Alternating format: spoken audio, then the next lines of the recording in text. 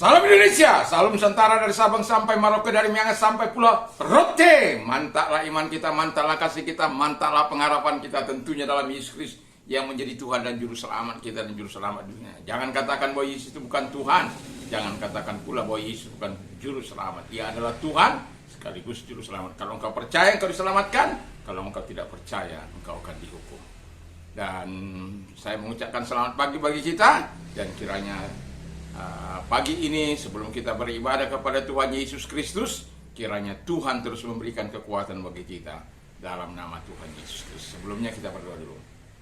Terima kasih Bapa di surga, biar semangat pagi, semangat Roh Kudus, semangat firman senantiasa memenuhi hati dan pikiran kami. Dalam nama Yesus, haleluya, amin.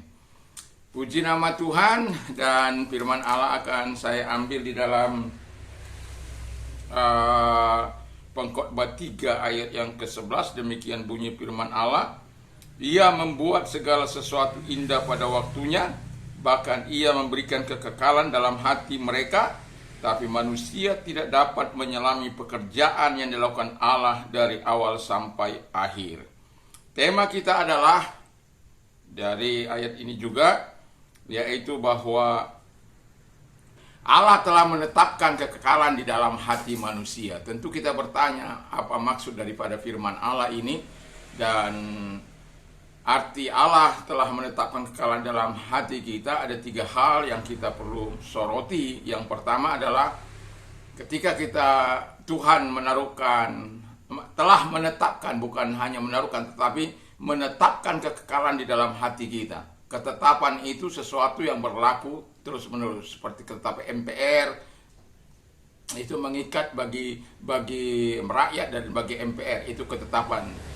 Dan demikian juga kalau ketetapan itu berlaku dalam kehidupan kita, Tuhan menetapkan sesuatu kekekalan dalam hidup kita, itu mengikat antara kita dan Allah. Dan itu sebabnya ini sangat penting. Dan kita melihat yang pertama dikatakan, dan artinya adalah yang pertama, haus dan lapar secara rohani, ya. Matius 5 ayat yang ke-6, blessed are those who hunger and thirst for righteousness, for they shall be filled. Jadi orang-orang yang lapar dan haus akan kebenaran, akan secara rohani, mereka adalah orang-orang yang dipuaskan. Tapi pertanyaan saya, apakah senantiasa ada haus dan lapar itu dalam kehidupan kita? Belum tentu. Buktinya, mau bekerja kita, apakah kita mulai dengan Tuhan atau tidak? Atau ketika kita keluar, apakah kita menyampaikan permohonan doa kita kepada Tuhan apa tidak? Atau ketika kita melakukan aktivitas kita, apakah kita berseru untuk Tuhan, di mana Tuhan kita minta untuk menemani kita?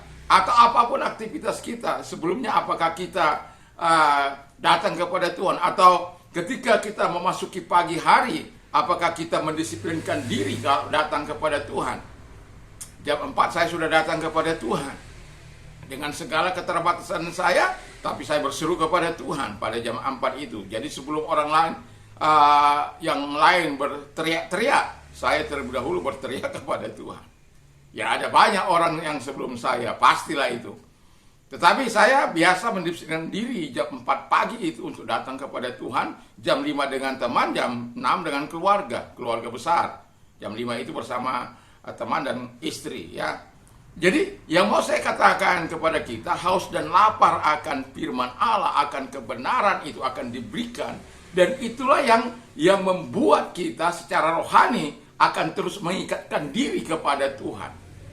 Yang kedua adalah Tuhan menaruh, artinya yang kedua adalah nilai-nilai yang kekal. Jadi kita memiliki atau kita mempunyai nilai-nilai yang kekal di dalam Tuhan.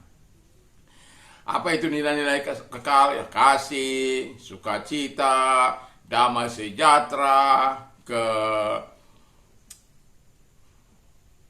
kesabaran, kebaikan, kemurahan, kesetiaan, kelemah lembutan, penguasaan diri atau self-control. Dan saya mau katakan kepada kita memiliki buah-buah roh atau nilai-nilai yang kekal, di mana nilai-nilai itu harus tetap berada dalam hidup kita. Memang tidak semudah membalik telapak tangan untuk memiliki ini, Tapi saya yakin dan percaya nilai-nilai itu ketika kita menerima Yesus sebagai Tuhan dan Juru Selamat, dan kita dibaptis oleh Roh Kudus, nilai-nilai ini akan ditanamkan oleh Tuhan untuk memampukan kita agar berjalan dalam nilai-nilai itu. Katakan saja salah satu contoh adalah makrotimianya Tuhan. Makrotimianya itu kita diberikan ketabahan, kekuatan, ketahanan dalam menghadapi long suffering itu, dalam menghadapi penderitaan yang panjang itu. Dan itu sangat luar biasa. Itu nilai-nilai yang kekal, nilai-nilai abadi, kasih yang daripada Allah itu. Dan itu sebabnya apa yang saya katakan tadi di depan, kasih atau nilai-nilai yang abadi itu harus mengikuti kehidupan kita. Yang ketiga, arti yang ketiga adalah Allah yang kekal yang dapat memuaskan. Tadi sudah kita awal di depan. Allah yang kekal yang dapat memuaskan dan membuat indah pada waktunya. Jadi bahwa kalau Tuhan membuat indah pada waktunya, itu karena kita telah melakukan apa yang seharusnya, apa yang kita lakukan, yaitu di mana kita lapar dan haus akan kebenaran, kita memiliki nilai-nilai yang kekal, dan kita sadar bahwa Allah yang dapat memuaskan kita, sehingga kita terus bergantung sepenuhnya, tertaut sepenuhnya kepada Tuhan, untuk terus taat, hidup menyenangkan Tuhan. Sebagaimana pemazmur, saya suka ayat ini dalam Mazmur 119 ayat yang ke-18, do good to your servant, O Lord, I will live and I will obey your word. Jadi lakukanlah yang baik kepadaku Tuhan, aku akan hidup. Hidupku bukan hanya sekedar hidup, karena ada orang hanya hidup tapi tidak punya tujuan. Kita hidup punya tujuan untuk mentaati Allah, memberikan yang terbaik bagi Allah. Karena apa? Tuhan sudah menaruh kekekalan itu dalam hati kita. Tuhan sudah menaruhkan nilai-nilainya dalam hidup kita. Tuhan sudah menanamkan bahwa kepuasan itu hanya dipenuhi oleh firman dan Dia sendiri. Tidak ada yang lain, hanya Allah saja, Allah yang kekal itu. Itu sebabnya Dia Allah yang maha kekal, Allah yang maha kuasa, Allah yang maha tahu, Allah yang maha suci, dan lain sebagainya. Dan Allah yang maha hadir juga, Dia hadir dalam setiap keadaan kita dan dapat menolong kita, karena Dia adalah Allah yang maha kuasa. Dan itu sebabnya Dia mengatakan yang di ayat ini, indah pada waktunya. Segala sesuatu indah pada waktunya. Yang menjadi pertanyaan saya, adakah nilai-nilai Tuhan itu dalam kehidupan kita? Adakah haus dan lapar akan firman Allah itu dalam kehidupan? Adakah kepuasan yang abadi yang kita nikmati dari Tuhan? Atau kita mencari kepuasan dari seks, dari narkoba, dari hal-hal yang mungkin kita anggap pelesiran, atau jalan-jalan ke luar negeri, atau kemanalah yang kita suka? Itu hanyalah bersifat sementara. Kepuasan hanya kita dapat dalam Tuhan. Itu sebabnya Tuhan katakan segala sesuatu akan menjadi indah pada waktunya. Kapan pada waktunya? Ketika engkau memiliki ketiga nilai-nilai ini. Dan saya yakin dan percaya ketika kita memiliki nilai-nilai itu, maka Tuhan akan memberikan apa yang dikatakan indah pada waktunya. Karena memang indah pada waktunya ketika kita hidup bersama dengan Allah, ketika kita gaul dengan Allah, ketika kita memiliki hidup yang berkenan di hadapan Allah.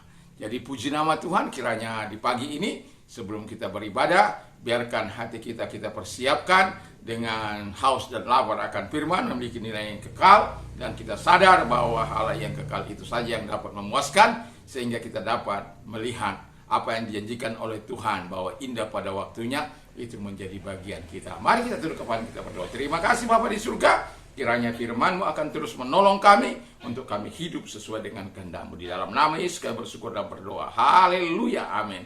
Kiranya damai sejahtera Allah yang melampaui segala akal akan melahirkan hati dan pikiran kita. Puji nama Tuhan, saya mengucapkan selamat hari Minggu, selamat kita beribadah, dan kiranya Tuhan terus memberkati kita, menolong kita untuk tetap kuat dan beriman di dalam Dia. Mantap, mantap, mantap!